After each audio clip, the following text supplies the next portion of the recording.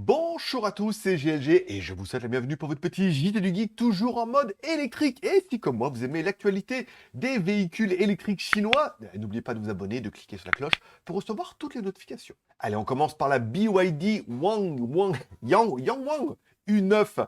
La supercar électrique Yangwang U9 de BYD fait sensation avec ses 1084 chevaux, soit 808 kW, une accélération quand même de 0 à 100 en 2 secondes.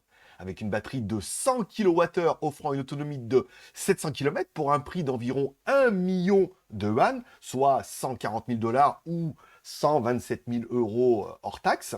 Cette supercar est non seulement une bête de performance, mais aussi un spectacle visuel. Conçu par l'ex-vétéran d'Audi, je vais pas y aller avec les noms, Wolfgang Egger. Allez, on continue avec BYD et la BYD Song L, un SUV électrique élégant et technologiquement avancé, se dévoile avec un intérieur luxueux et une technologie de pointe, notamment un écran central rotatif de 15,6 pouces et un affichage tête haute AR de 50 pouces.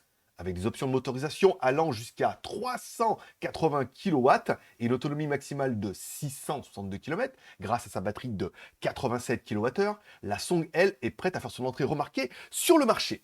Et une nouvelle BYD, moi j'aime bien. Troisième news avec Neta Auto, avec ses 83 955 unités livrées en Chine en 2023, adoptera le capteur LiDAR AT128 de SAI en 2025, marquant une étape importante vers l'adoption de la technologie de conduite autonome.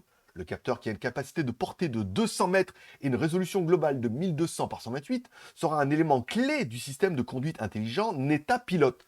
Ce système a déjà été adopté par de nombreux fabricants chinois et est certainement une évolution qui permettra de passer un gap pour certains fabricants de voitures chinois pour avoir la conduite autonome, intelligente, tout ça, tout ça. Et enfin, on finira avec la Venuxia VX6, le premier SUV électrique compact chino-japonais qui fera ses débuts le 23 octobre avec un prix entre 100 000 et 200 000 yuan, soit entre 13 000 et 27 000 $ ou 12 000, 24 000 € hors taxe. Encore une fois, avec un moteur de 160 kW, une batterie CATL LFP et une vitesse maximale de 165 km/h, le VX6, basé sur la plateforme VP, est prêt à faire des vagues sur le marché des véhicules électriques, ou des EV, comme vous voudrez.